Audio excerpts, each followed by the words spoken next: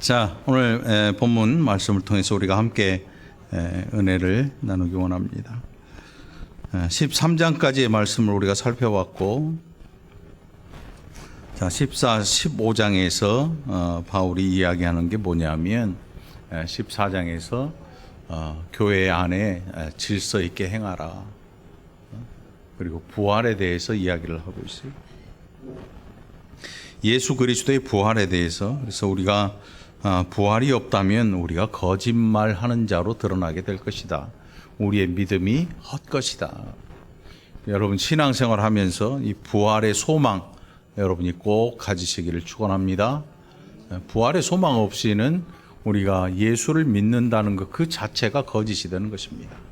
그래서 반드시 부활이 있을 것이고, 그래서 오늘 이 본문 속에서 이제 그 부활의 능력에 대해서 우리에게 말씀을 하고 있는데, 형제들아 내가 이것을 말하노니 혈과 육은 하나님 나라를 이어받을 수 없고. 당시에 유대인들 굉장한 자부심이 있었습니다. 그래서 어떤 자부심인가 하면 그들이 하나님의 부르심을 입은 선민이라는 자부심이 있었어요. 그래서 그 선민 사상이 뭐냐면 우리니까 하나님이 택한 것이다. 우리니까 아브라함을 택하신 하나님. 그래서 아브라함이 그들의 조상이라는 것에 대한 엄청난 자부심을 가지고 결국 한 일이 메시아를 잡아주겠습니다. 예수님을 잡아서 죽인 일이었어요.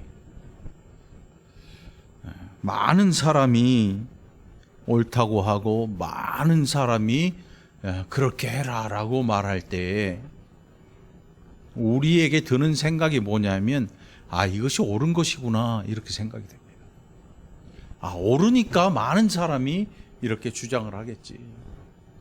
예수를 죽이라고 하는 그 많은 사람들의 말이 실제로 예수님을 죽이게 되는 일을 합니다.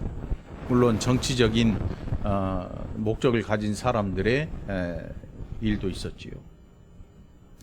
네, 그 앞에 있는 군중들이 아마 죽이면 안 되라고 했다면 못 죽였을 거예요. 왜? 폭동이 일어날까 봐 그렇게 하지 못했을 거예요. 그런데 그 당시에 군중들까지도 예수를 죽여라. 그리고 다른 강도 놔줘라. 다른 죄수를 놔줘라. 예수를 죽여라. 결국 메시아를 십자가에 달려 죽이는 그 일을 행했습니다. 그게 유대인들의 일이었어요.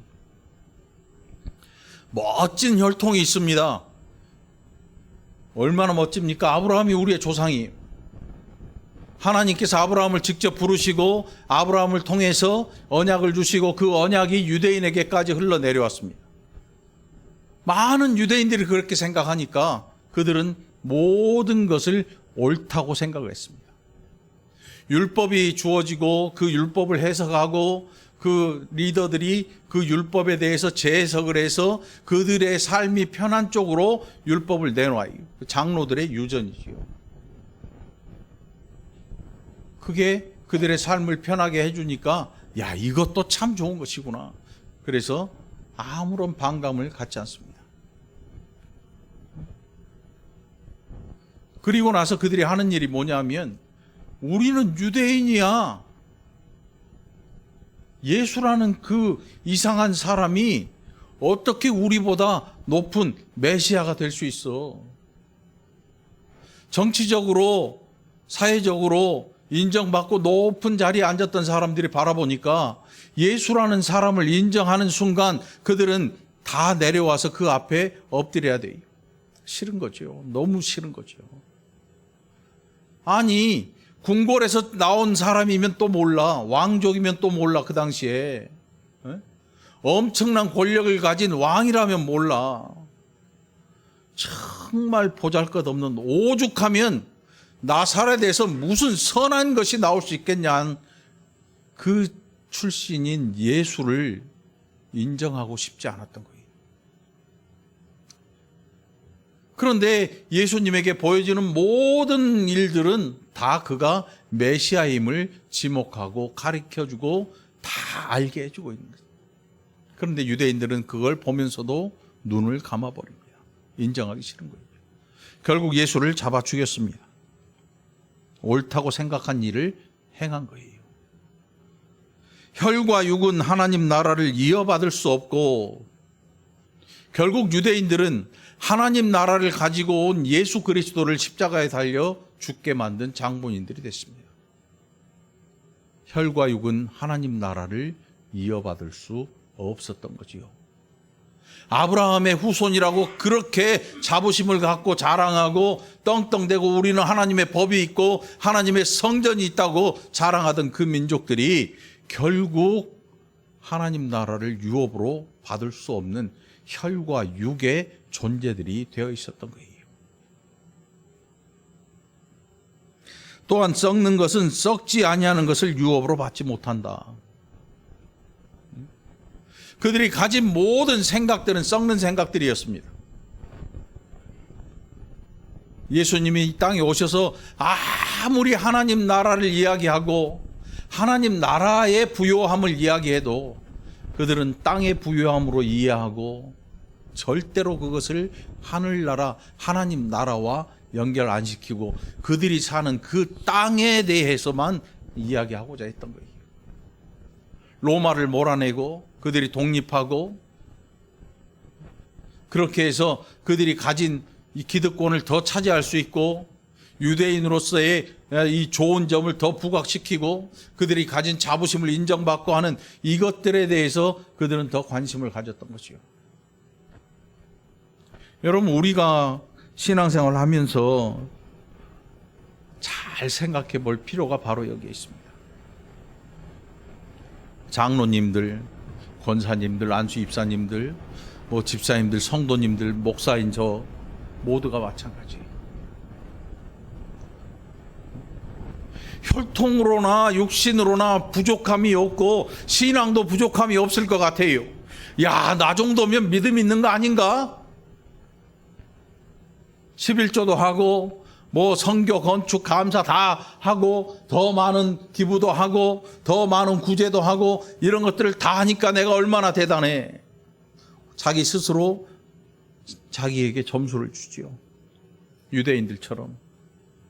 그런데 결국 그들이 한 일은 뭐였냐면 예수를 십자가에 못 박아 죽이는 일이었습니다. 물론 예수님은 실패한 자가 아니었습니다.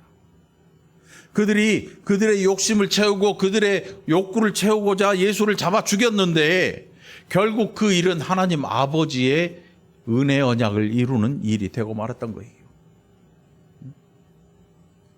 그래서 결국 마귀의 계획을 그들이 이루어냈고 결국 그 일은 하나님이 승리하신 일로 뒤집어졌어요. 누가 상상이나 있겠습니까? 결국 바울이 하는 이야기는 뭐냐면 썩는 것은 썩지 아니하는 것을 유업으로 받지 못한다. 이 세상 나라를 가지고 하나님 나라를 가질 수 없다는 거지요. 하나님 나라는 그 나라를 사모하고 이 땅에서 그 나라를 소유한 자만이 가질 수 있는 것입니다.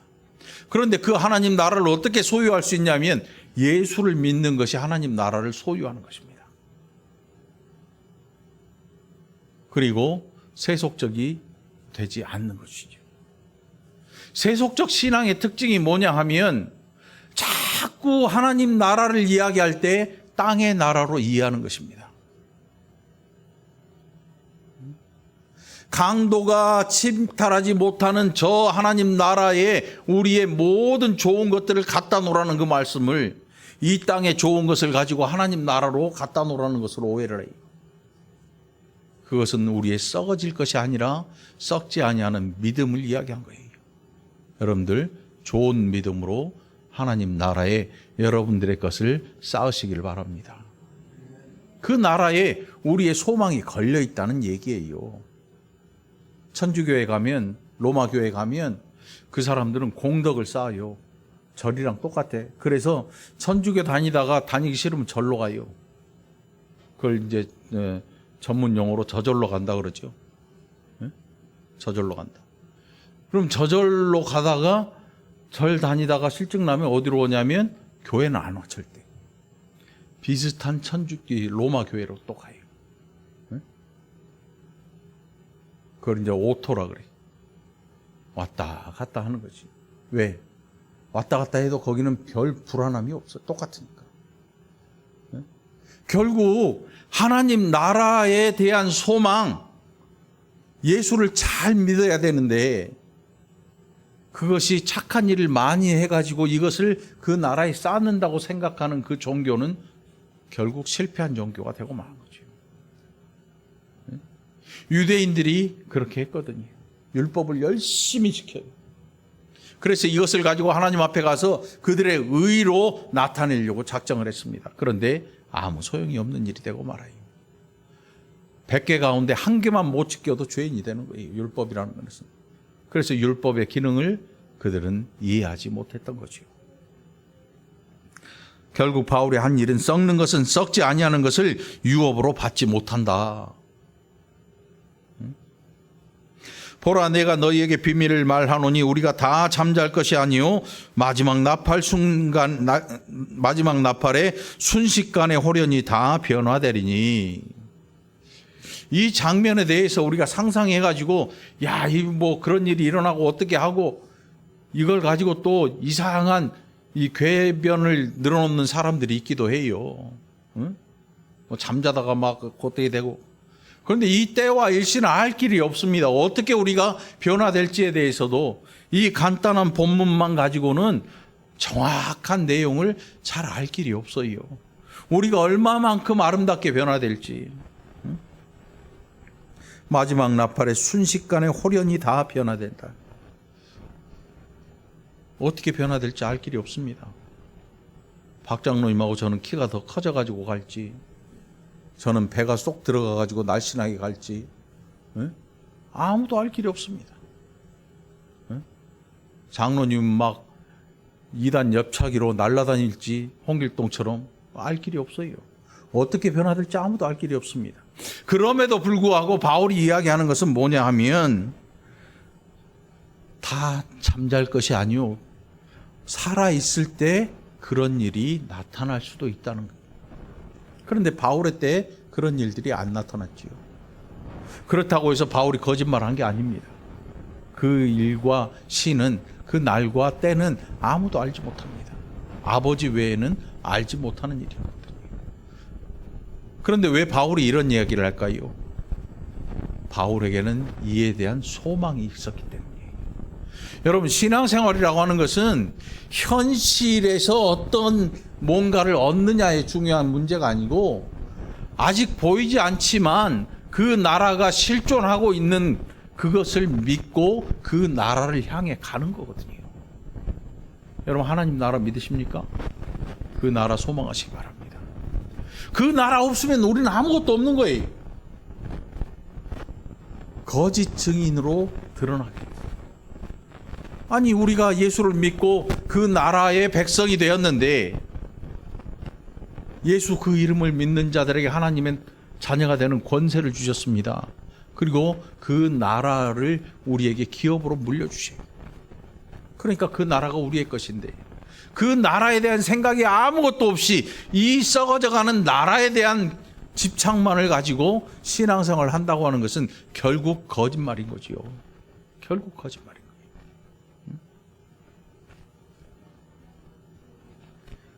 거예요. 53절입니다. 이 썩을 것이 반드시 썩지 아니할 것을 입겠고 이 죽을 것이 죽지 아니함을 입으리로다. 결국 그 나라는 썩을 존재들을 썩지 아니할 존재로 부르시는 거예요. 우리가 썩을 존재들. 땅으로, 흙으로 돌아가서 최초의 인류였던 아담은 죽었어요. 원래 안 죽게 돼 있는데 죽었단 말이죠. 그가 하나님과의 언약을 어겨서.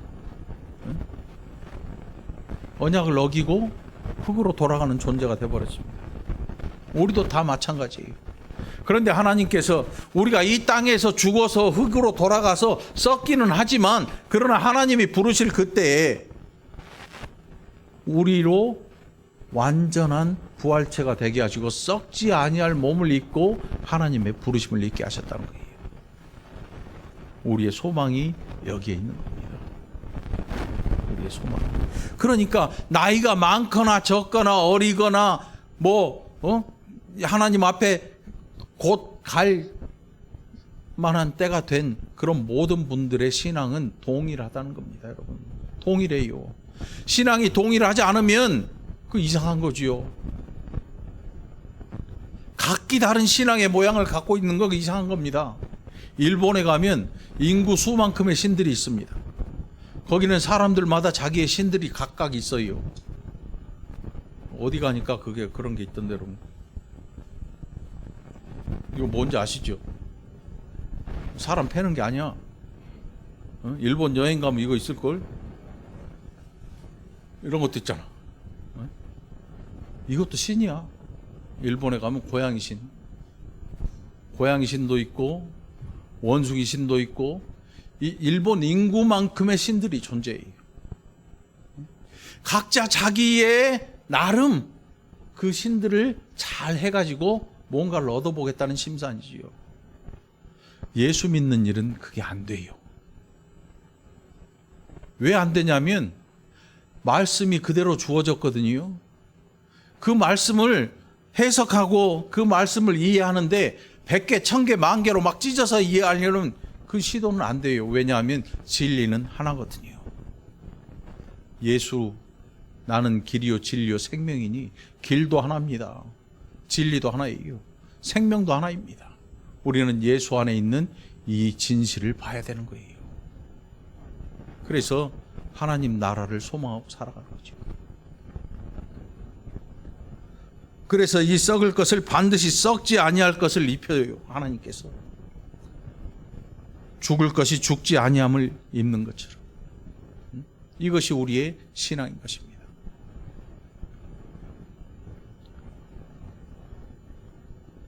사망아 너의 승리가 어디 있느냐? 사망아 내가 쏘는 것이 어디 있느냐? 이게 호세아서에 기록된 내용인데, 호세아서에는 바알 때문에 타락한 이스라엘을 아무리 사망을 면하려 해도 면하지 못할 거라는 말씀을 주는 내용인데, 여기 고린도서에서는 사망아 너의 승리가 어디 있냐? 결국 예수 그리스도로 말미암아 우리가 사망을 이겨내고 승리하게 될 것이다. 예수 그리스도의 부활이 우리의 대표가 되어서 우리의 부활도 보증해 주시는 그런 일들이 될 것이다. 이렇게 바울이 이야기를 하고 있는 것입니다.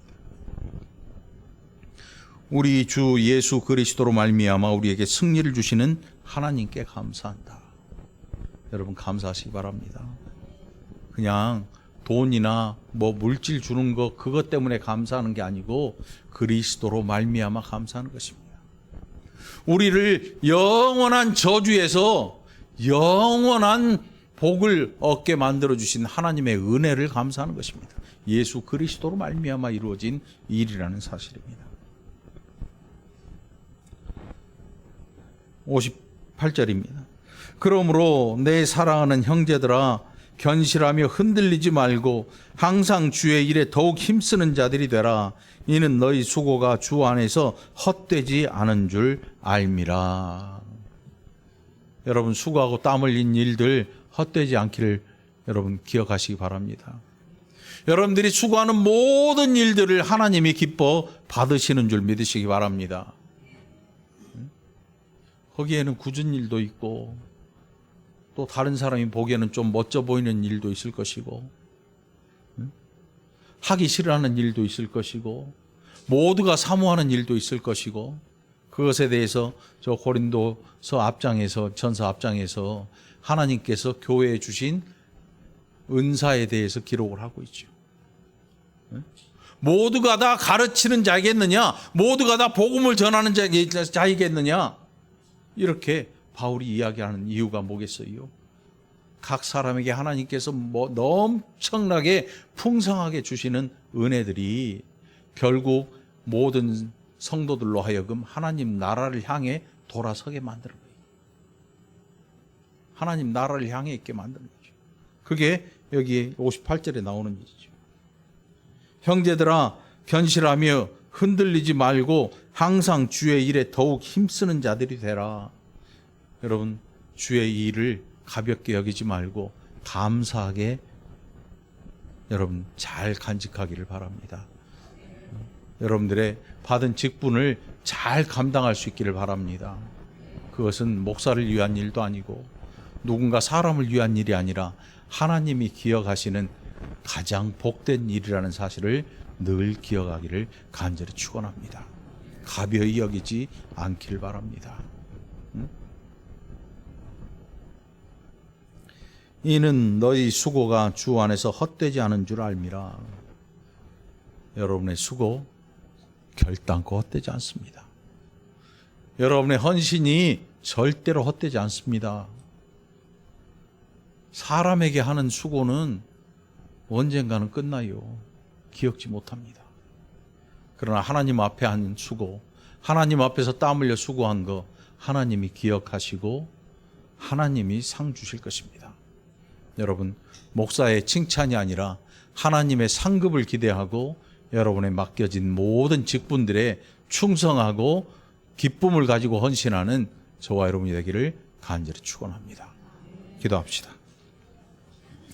하나님 아버지 감사합니다.